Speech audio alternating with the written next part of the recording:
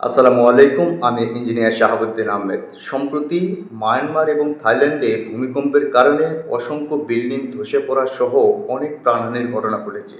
এটা কি শুধুই গড গিফটেড আল্লাহ প্রদত্ত, নাকি এখানে মানুষেরও অনেকগুলো বিষয়ে সতর্কতা এবং করণীয় ছিল? কী কারণে ভূমিকম্পে আপনার বিল্ডিং ধসে পড়তে পারে, ক্ষতিগ্রস্ত হতে পারে, যানবাহনের ক্ষতি হতে পারে, সেসব বিষয় নিয়ে আজকে বিস্তারিত জানার চেষ্টা করব। বাংলাদেশ সহ বিশ্বের অনেক দেশেই 99% থেকে শুরু করে 100% পর্যন্ত ভূমিকম্প সহনশীল রড তৈরি করে আসছে। তাহলে এত উন্নত রড তৈরি করার পরেও কেন পৃথিবীতে ভূমিকম্পের কারণে বিল্ডিং ধসে পড়ছে?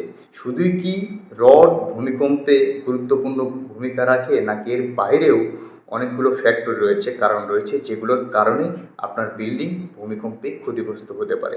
তো চলুন দেরি না করে শুরু করা যাক কী কারণে আপনার বিল্ডিং ক্ষতিগ্রস্ত হতে পারে। কী কারণে আপনার বিল্ডিং ভূমিকম্পে ক্ষতিগ্রস্ত হতে পারে, কারণ বা ফ্যাক্টর সমূহ। পয়েন্ট নম্বর 1 হচ্ছে ডিজাইন ফল্ট। আমরা অনেকেই বাংলাদেশ ন্যাশনাল বিল্ডিং কোড বা বিল্ডিং তৈরির যে নীতিমালাগুলো রয়েছে সেগুলো ফলো না করে বিল্ডিং তৈরি করা, এবং অভিজ্ঞ ইঞ্জিনিয়ারের কাছ থেকে নকশা না তৈরি করে বিল্ডিং তৈরি করা। এখন অভিজ্ঞ ইঞ্জিনিয়ার বলতে কী বোঝায়? একজন ইঞ্জিনিয়ার আপনার 5-10 হাজার টাকায় চার্জ নিয়ে কপি পেস্ট করে একটা বিল্ডিংয়ের নকশা তৈরি করছে, আরেকজন প্রপার অ্যানালাইসিস করে সেফটি এবং নিরাপদ সীমা মেনটেন করে আপনার বিল্ডিং তৈরি করছে। দুইটা কাজের মান কিন্তু এক নয়। এই জন্য অবশ্যই আপনাকে একজন অভিজ্ঞ ইঞ্জিনিয়ারের কাছ থেকে পরামর্শ নিয়ে ডিজাইন করতে হবে। পয়েন্ট নম্বর 2 হচ্ছে বিল্ডিং হাইট। আমরা চাইলেই কিন্তু 3 শতক 4 শতক জায়গায় 10 তলা 20 তলা ফাউন্ডেশন দিয়ে বিল্ডিং তৈরি করতে পারি না। আপনি যততলা বিল্ডিং তৈরি করবেন সেখানে অবশ্যই ফ্লোর এরিয়া রেশিও মেনটেন করে আপনাকে বিল্ডিং তৈরি করতে হবে, আর এটা ডিক্লারেশন করবে একজন ইঞ্জিনিয়ার।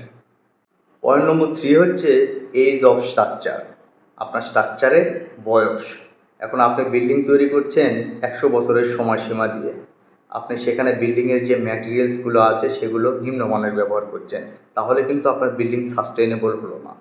এই জন্য আপনি যদি 100 বছরের সময় দিয়ে বিল্ডিং তৈরি করেন, সেখানে অবশ্যই আপনাকে উন্নত মানের, নিরাপদ মানের, হাই কোয়ালিটির ম্যাটেরিয়ালস ইউজ করে আপনাকে বিল্ডিং তৈরি করতে হবে।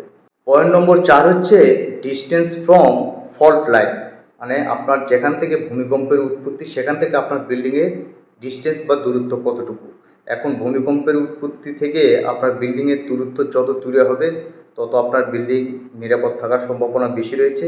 আপনার ভূমিকম্পের উৎপত্তি স্থান থেকে আপনার বিল্ডিং যত কাছে হবে আপনার বিল্ডিংয়ের ক্ষতির সম্ভাবনাটাও তত বেশি হবে। পয়েন্ট নম্বর 5 হচ্ছে সফট সোয়েল। আমরা অনেকেই সোয়েল টেস্ট করি, দেখা যাচ্ছে সোয়েল টেস্ট করার সময় আপনার বিল্ডিংয়ের ফাউন্ডেশনের মাটি কাটার গভীরতা কাটতে হবে, দেখা যাচ্ছে 10 ফিট, আপনি সেখানে 8 ফিট পর্যন্ত মাটি কেটে বিল্ডিং তৈরি করলেন।